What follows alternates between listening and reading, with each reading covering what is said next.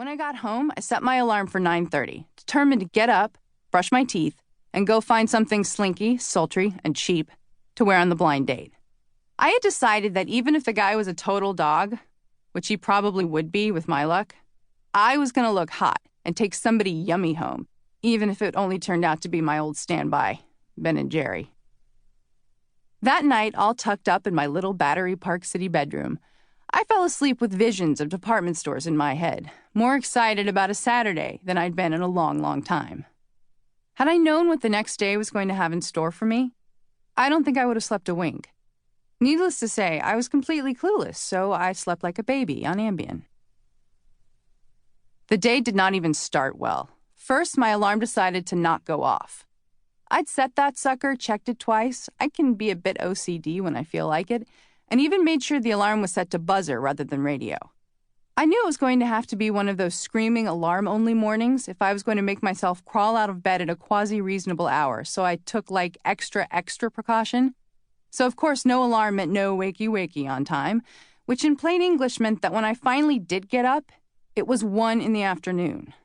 The next thing I discovered was that all the water from every tap in my apartment was boiling hot.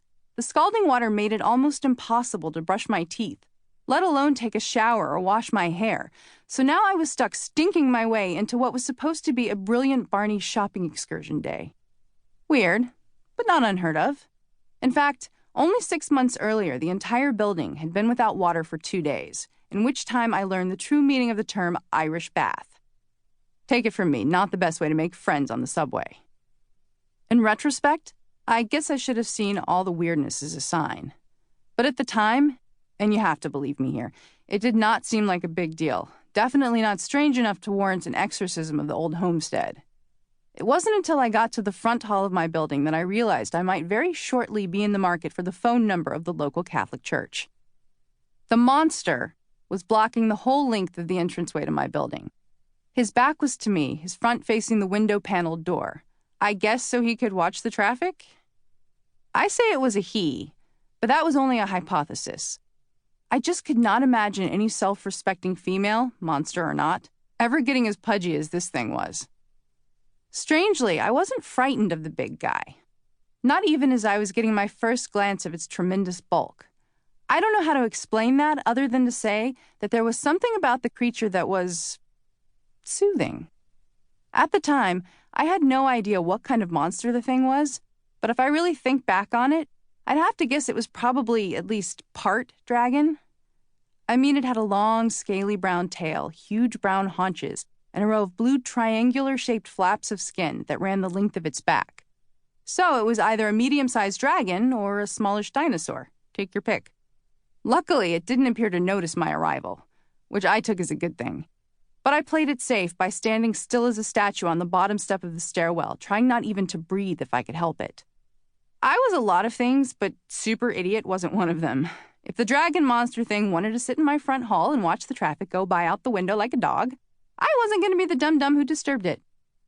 As quietly as I could, I backed my way up the front stairs until I hit the second-floor landing. Then I hightailed it up the next 4 flights until I was back in the relative safety of my own apartment. After taking a moment to catch my breath and have a shot of the Baileys I'd had in the back of my fridge since Christmas, I sat down on my couch and made my plans. I was going to go next door, get a witness, and then go back downstairs. Patients would see the dragon monster and freak out, verifying the fact that I was not losing my mind. There was just one slight hitch in my plans. She wasn't home. I thought about knocking on some random person's door and trying to get them to go see the dragon monster with me, but I was too scared it might have gotten bored in the interim and left, which would have made me look like a real nutjob. So I put an ixnay on that one. After taking another calming sip of Bailey's, I did the only rational thing a person could do in my situation. I called animal control.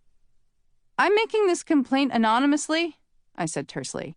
"There's a big monster dog in my front entranceway, and I need you to send someone out to get it."